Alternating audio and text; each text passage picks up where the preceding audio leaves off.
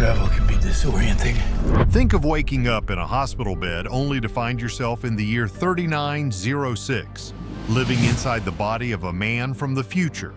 Sounds like something straight out of a science fiction movie, right? But for Denock, this strange reality became his life. He witnessed a world with mind-blowing technology and a society so different from his own, it left him questioning everything. Was it a look into the future or just a wild dream? The mysterious coma. In 1921, a Swiss man by the name of Paul Amadeus Denock was living a normal life in Greece, teaching German to eager students. He was more than just any teacher, though. Paul was intelligent, well-educated, and loved language with a passion. He spent his days shaping young minds, spreading his knowledge, and preparing his students for the complexities of the world through the beauty of language. But his life took a sharp turn when he fell ill. Denock had been battling tuberculosis for some time, and in the spring of that year it became clear that the disease had taken a serious toll on him. His health went down quickly, leaving him weak and unable to carry on with his usual routines. One fateful day, the sickness overcame him entirely, and he fell into a coma. Little did anyone know, this would be the start of a journey that stretched far beyond his wildest imagination and well beyond his time. While his body rested in that deep, lifeless state, his mind went on what can only be described as an unimaginable adventure. According to reports and some of the strangest claims ever made, Paul Amadeus Denock's mind didn't just drift into the unconscious void. Instead, he allegedly traveled to the far-off future to the year 3906. Yes, you heard that right. His body might have been lying still in the year 1921, but in his mind he was living in a completely different world, over 2,000 years ahead of him. At first you might be thinking, this sounds like something from a science fiction novel, and you wouldn't be alone in that. But what makes this story even stranger is that after waking up from the coma, Denock didn't simply chalk up his experiences to some bizarre dream or fever-induced hallucination. No, he wrote it all down. In fact, the man wrote pages upon pages of what he claimed were detailed accounts of his time in the future, and that's where things get even weirder. But let's back up for a moment. When Paul finally woke up in a hospital room, he was disoriented. He felt like a man who had just stepped off a train in the wrong time period. His body felt unfamiliar, his surroundings were strange, and the people who surrounded him spoke a language he couldn't quite understand. Imagine the confusion, waking up and realizing that not only have you missed years of your life, but you're also in a completely different era. It was as if waking up after a nap and finding yourself in a different country wasn't disorienting enough. One doctor, realizing Paul's confusion, tried to explain things to him in broken German. But when Paul asked what year it was, the answer shocked him. The doctor informed him that the year was not 1922 as Paul believed, but the far-off year of 3906. You can almost feel the weight of that moment, can't you? Here was a man who thought he was still living in the early 20th century, only to find out that he had somehow impossibly slipped into the distant future. Now, you may be thinking, how did this happen? How did Paul Amadeus Denock end up 2,000 years ahead in time? Was it some kind of freak accident? Or was there something more to this story? For Denock, the answers weren't immediately clear. He had no idea how his consciousness had traveled so far ahead, but the questions kept revolving in his mind. What's going on here? As Denock slowly came to terms with his new reality, he realized something even stranger was happening. His experience was not just about waking up in a new time, it was about the details he remembered and the vision he had seen. Details that would go on to shape his understanding of the future in ways that no one, especially not him, could have ever imagined. What he wrote down over the next few years would go on to spark a curiosity that would intrigue and puzzle readers for generations. His personal diary, filled with these bizarre and seemingly impossible accounts, would eventually make its way to the hands of a student who would help piece together the mysteries of what Paul had experienced. As Paul tried to adjust to this strange new world in the year 3906, he was more than just an observer. He was an active participant in this new society. Just think of it like waking up in a time where everything is different. No familiar faces, no landmarks you recognize, and no historical context to guide you. Yet Paul seemed to have not only survived but also thrived in this new futuristic environment. What did he learn in that far-off future? And more importantly, what did he see that made him so eager to share his experience? The answers might shock you. But first, let's take a closer look at the world Paul Amadeus Dienach woke up to. Because it was not just a future that had evolved, it was a future that had reshaped everything Paul thought he knew. The time travel. So, after Paul Amadeus Dienach came to terms with the shock of waking up in a strange future, things didn't get any easier for him. The year was not just ahead by a few months or even a couple of decades, it was thousands of years ahead. As if stepping into a whole new world wasn't overwhelming enough, Dienach soon realized something even more surprising. His body no longer belonged to him, or at least it was not the body he had been living in for all those years. When Paul regained consciousness, he found himself in a completely new environment, in a strange body and surrounded by people he didn't recognize. Somehow, his consciousness had transferred into the body of someone from the year 3906. That's right, Paul was not just a time traveler, he had essentially become someone living in the future. Now imagine the confusion. Here was a man who had spent his whole life in the early 20th century, and suddenly he was inhabiting a person's life who was 2,000 years ahead. The world around him was nothing like what he knew. There were no horse-drawn carriages or simple wooden houses. Instead, he was surrounded by gleaming futuristic cities with towering buildings that reached toward the sky. The technology around him was astonishing, and we mean absolutely mind-blowing.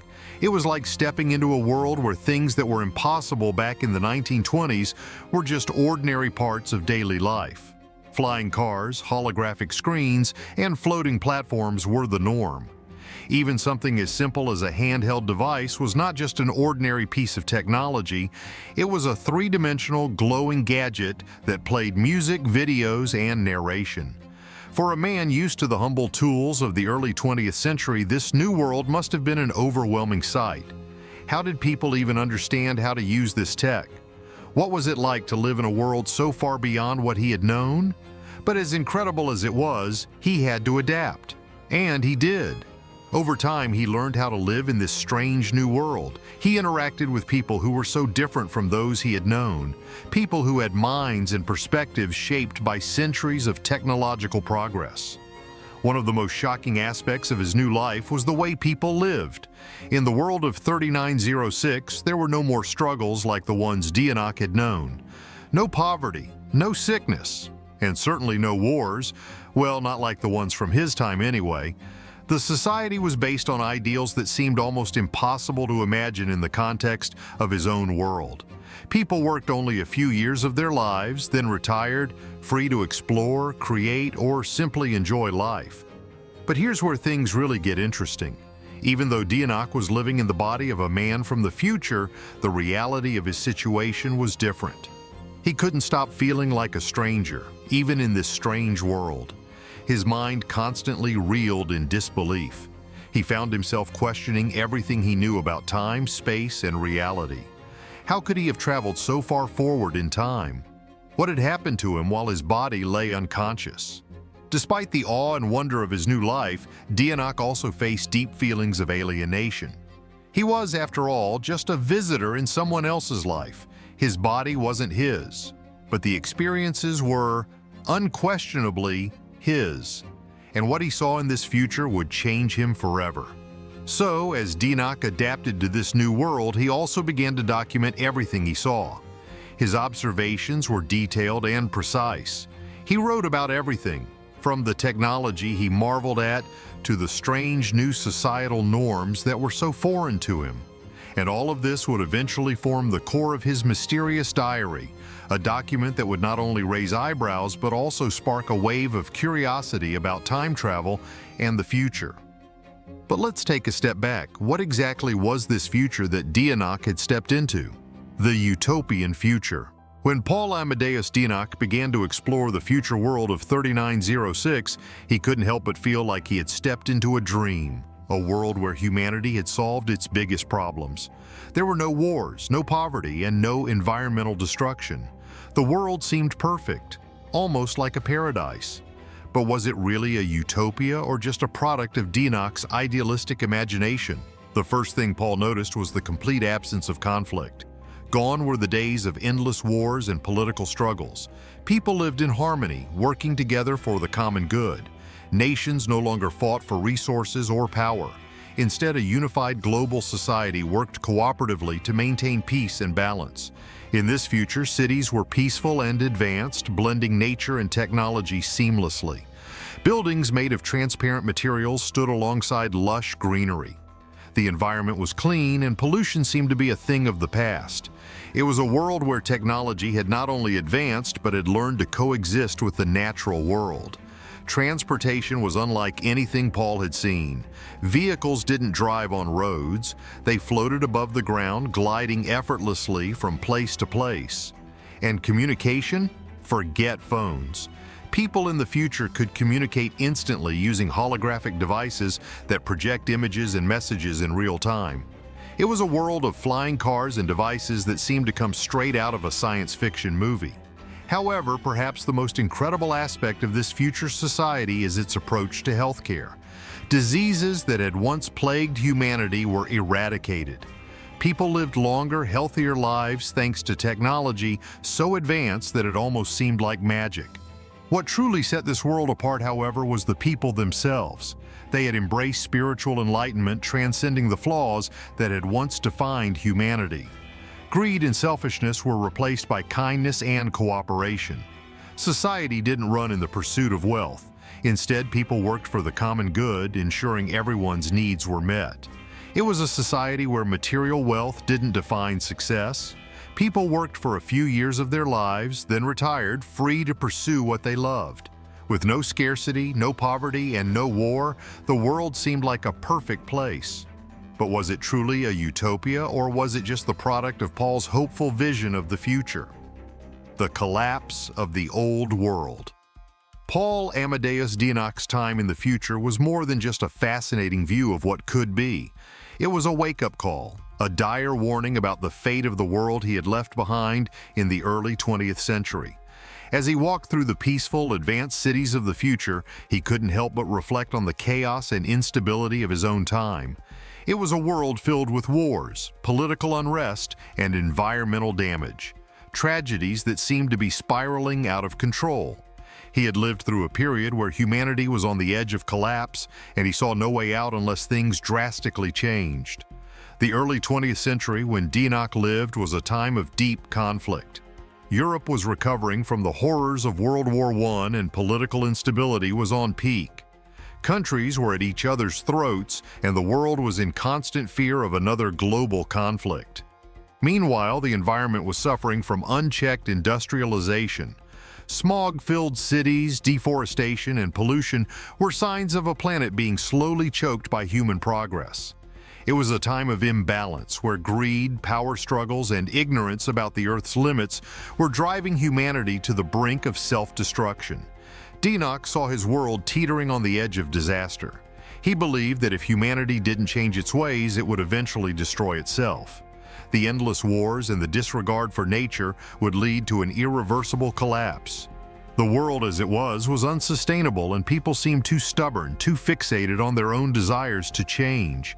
He was desperate for a shift, not just in politics or economics, but in the very spirit of humanity.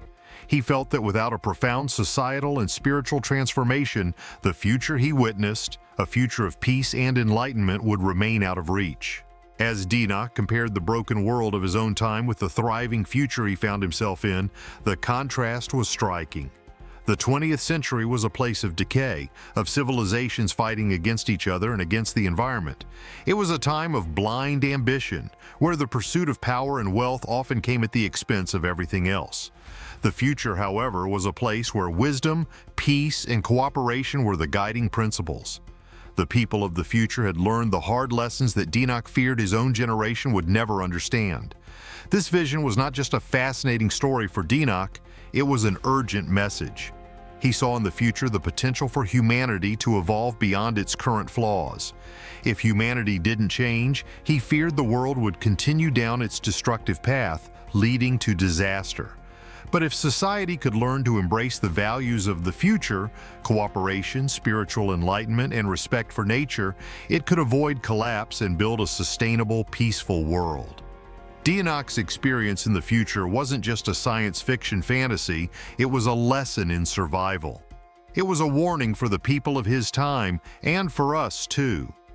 If humanity doesn't evolve, if we continue to ignore the dangers of conflict and environmental destruction, we could end up just like the world Enoch witnessed in his time, on the verge of collapse. But if we listen to his message and strive for the kind of transformation he saw, we might just find a way to create a better future. Could Enoch's vision be a guide for our own time, or will we continue to ignore the lessons of the past, as he feared? The choice is ours, and the stakes couldn't be higher. The legacy of Paul Amadeus. Paul Amadeus Enoch's extraordinary journey didn't end with his return to the present day, or at least it didn't end in the traditional sense. After his death, his writings, which he had painstakingly recorded during his time in the future, were discovered and eventually published under the title Chronicles of the Future. These writings became a source of fascination and intrigue. People across the world started to ask, was Enoch's vision of the future real, or was it all just a product of an overactive imagination? The publication of his journals caused a stir. The idea that a man from the early 20th century could travel over 2,000 years into the future was, for many, just too much to accept. Critics and skeptics dismissed Enoch's account as a vivid dream, a hallucination born from his frail health and suffering from tuberculosis. They argued that his writings were merely the ramblings of a man who had lost touch with reality while lying unconscious in a hospital bed. Yet others found something deeply compelling about Enoch's narrative. They pointed to the startling accuracy of the technological advancements he described. Flying cars, advanced healthcare, and communication methods eerily similar to modern-day devices like smartphones and tablets.